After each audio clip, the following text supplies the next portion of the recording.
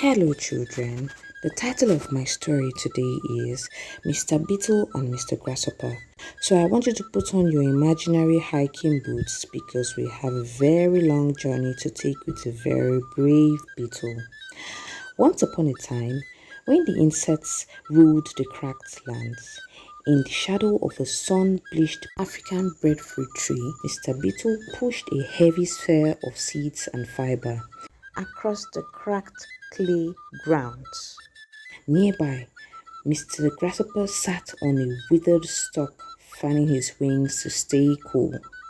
Mr. Grasshopper watched Mr. Beetle struggle on the sleek clay. He said, "Why exhaust yourself? The sun will bake you alive, Mr. Beetle." But Mr. Beetle pushed on and said, "Progress is not for the faint-hearted." The heat intensified, and Mr. Grasshopper stayed in the shade. His muscles became weak with fear. Mr. Beetle's journey was an agony. He was falling into deep cracks, heaving his burden. His armor was dull and scratched.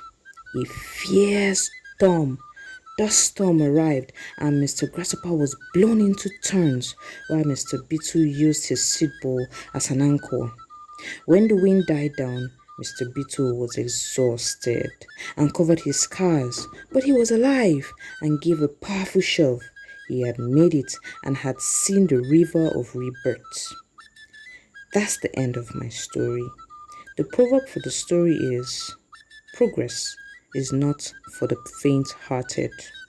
And the moral is, hard work does not kill a man. That's all that we have for today. Please like, share, and subscribe.